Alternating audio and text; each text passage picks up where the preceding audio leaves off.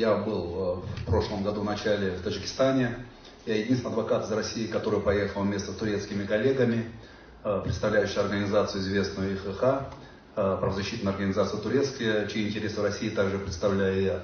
Поэтому нам было крайне интересно и важно понять, что происходит в Душанбе, когда были арестованы, еще судов не было. И наша просьба единственная была допустить, если не в суду, хотя бы пообщаться с заключенными, задержанными. Мне, прежде всего, было важно увидеть своего коллегу Узурбека, адвоката Пифт, которого мы также не допустили. После встречи со мной его брат, адвокат, встретились, поговорили всего полчаса, тоже был задержан до моего отъезда. После обеда встретился с сестрой, она тоже была задержана.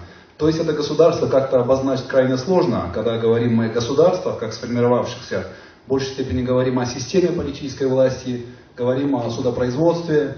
Например, в России говорят у нас германо-романское право, где-то англосаксонское. А какая система права в Таджикистане? Я думаю, ни одна комиссия, ни ОБСЕ, но он не разберется. Там выстроена какая-то непонятная система, где все непрозрачно. Допуск любого правозащитника или адвоката, который мог бы самостоятельно защищать интересы своего клиента, там невозможно. Более того, невозможно общение с третьими лицами, и тем более если другого государства. Наши попытки включиться в дело в качестве представителей родственников в рамках процессов, хотя бы наблюдателями, в последующем оказывать помощь адвокатам таджикским, также приняли Душанбе в штыки. Я посещал Генеральную прокуратуру, МИД, где только мы не были. В последующем в аэропорту попытались даже арестовать. Вот такой режим. Что, казалось бы, представляет опасность? Если вы правы, все нормально, обвинение лежит бетонное, как говорится. Представьте документы, мы их изучим, скажем, да, правы, пускай сидят, только пускай будет суд.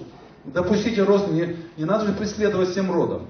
Это напоминает для любого человека, изучавшего право, тем более для меня, это как во времена в VI веке, когда предание суду считалось высшим проявлением справедливости. Вот суд состоялся, такой, какой есть в Таджикистане. Вот и глотай это все, это и есть справедливость. И больше нечего об этом говорить. Тогда как быть с теми нормами? Зачем эти слова, справедливость, законность, мотивированность решения суда? Ничего нет, ничего невозможно. Поверьте мне, я немногих адвокатов, кто прочитал решение таджикских судов по поводу Пифта, арестованных. Это вообще невозможно, не передается переосмыслению, что в современном мире это возможно. К чему это ведет? Я вас уверяю, это ведет к тому, что радикализация молодежи. Ну хорошо, вот такая партия была, ПИФ, есть молодые группы, группа 24, остальные силы, интеллектуальные я их называю, таджикские, которые хотят жить в своей стране справедливо, чтобы не угрожало ничего их родственникам. Но возможно ли такая жизнь в Таджикистане? Невозможно, пока правит подобный режим. Этот режим не только авторитарный, мало, это слово не характеризует режим Брахмона и Мамули. Это режим палача, который принял решение превратить страну в какую-то огромную тюрьму. Туда сегодня вторгаются, мы понимаем, у нас тоже есть информационные источники, в том числе и системы органов. Там сегодня обитают китайцы.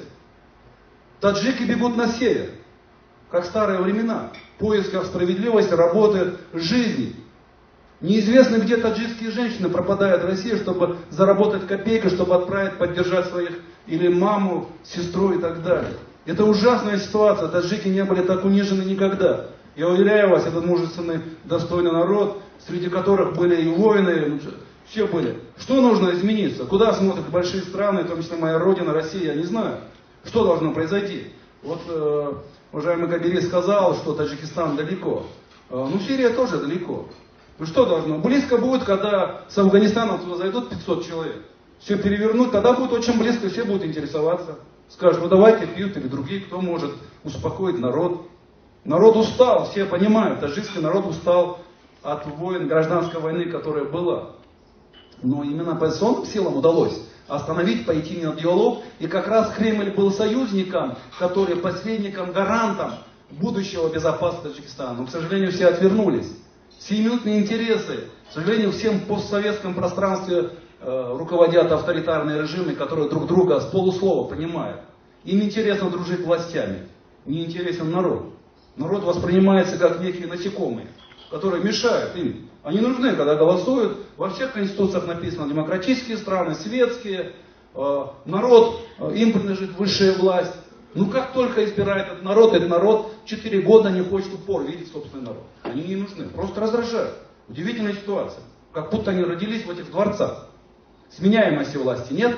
Но в данном случае никто не ставит даже вопрос, касающийся власти. Речь идет, если вы людей обвиняете в таких статьях террористического характера, но дайте возможность, чтобы сторонний наблюдатель, поляк, там, американец, британец или русский, мог почитать документы и убедиться. Они должны быть настолько убедительны, что это обвинение действительно такое, что совершенное преступление. Таким образом, партия, которая существовала четверть века, стала вдруг террористической организацией, которая пытается продвинуть международные организации. Я не удивлюсь, если его примут даже где-то под давлением. Потому что все страны идут к тому, что народы мешают.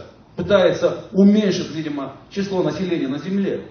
Чьим-то глобальным целям это отвечает. Поэтому, прежде всего, конечно, мы говорим у себя на площадках в России. Мы делали достаточно глобальный доклад по посещению в прошлом году Таджикистана. Презентовали в Стамбуле, я его раскидывал в России депутатам и сенаторам, МИД. Везде это есть. Ну, видимо, опять же, я говорю, так принято, что должна быть какая-то пожарная ситуация, чтобы поднять, прочитать, вникнуть в чужому горю. Вот есть такое утверждение с Запада пришло. Существование свобод человека не нуждается в каком-то оправдании. Вот осуществление власти над человеком должно быть оправдано. То, что творится в Таджикистане, ничем не оправдано. Не имеет никакого отношения к закону.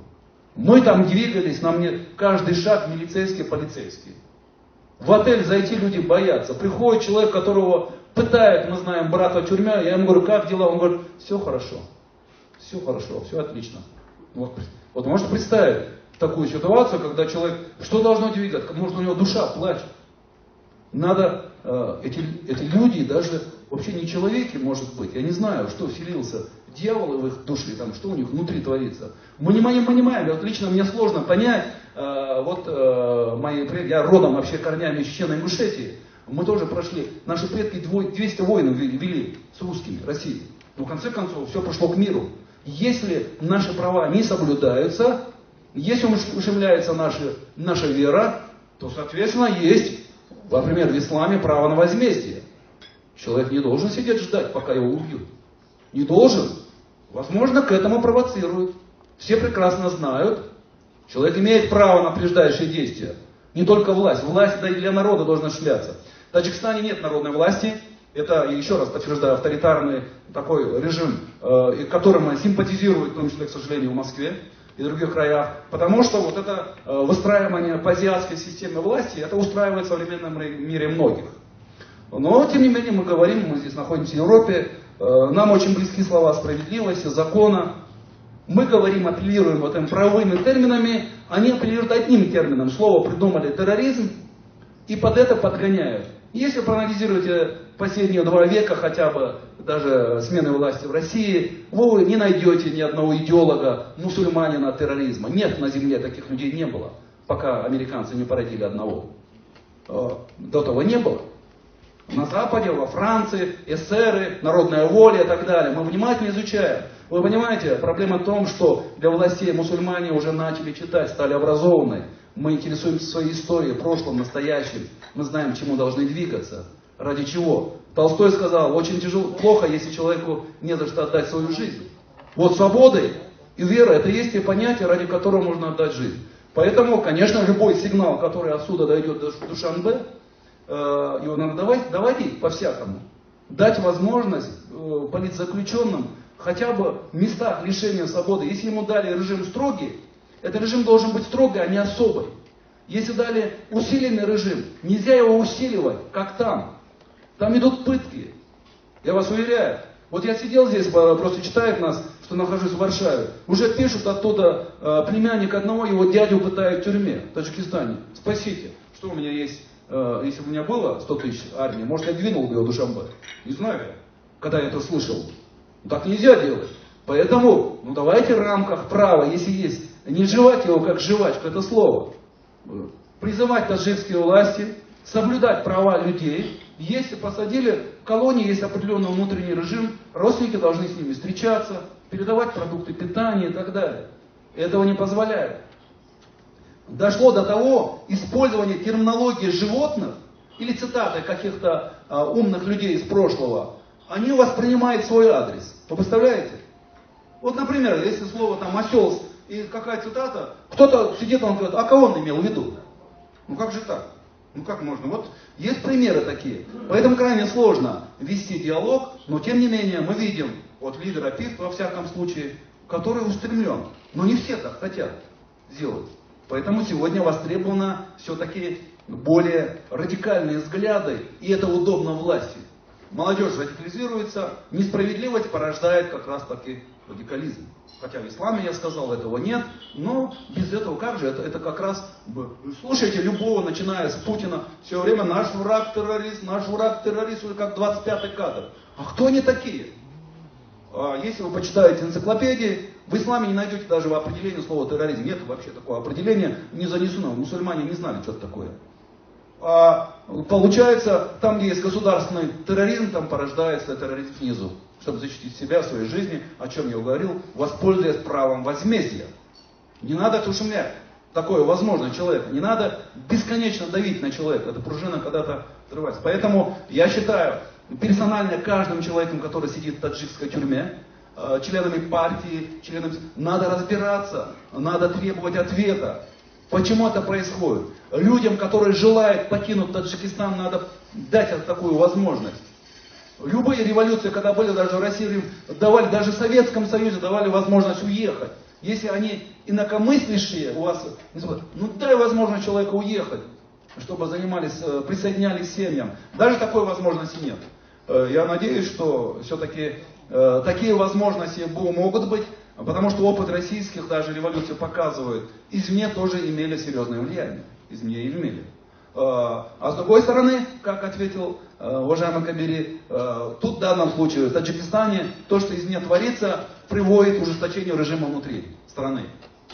Поэтому чем это может закончиться? Примеры разные есть. По-разному может закончиться. Поэтому хотелось бы, чтобы это было цивилизованно, в рамках законов, международных норм права. В Кремле, чтобы вспомнили Кремлевское соглашение, о чем договаривались. Не имеет значения, персонали ушли в вечный мир, но соглашение осталось. Выступали, были страны Пакистана, были другие страны, в том числе ОБСЕ, Россия. Надо призвать элиминировать это соглашение, благодаря которому достигли гражданского мира в Таджикистане. И тогда будет все нормально. Вот это и есть правовая площадка. Они так говорят, они скажут так, отсюда кто-то скажет, сам Эмомали Рахмон террорист. Он тоже будет прав, по-своему. Потому что то, что он делает, подпадает под понятие терроризма. Только государственного, более опасного. Потому что они сами себе придумывают законы, с помощью этих законов они убирают инакомыслящих. Стало очень удобно использовать слово терроризм и экстремизм, которые подхватили аж до Америки. Поэтому надо быть самим, разбираться в этих делах. Я надеюсь, таджикский народ приобретет свободу от подобного режима. Я думаю, сам Эмомали Рахмон находится в определенной опасности, выхода, которого он сам не видит. Возможно, как раз объединенная оппозиционная сила Таджикистана, вот этот интеллектуаль, который собирается на западных странах, они помогут ему выйти из этой ситуации с тем, чтобы те, которые в России 1 200 000, вернули свою страну и работали во благо Таджикистана. Всего хорошего, я во всем, мои же пожелания такие.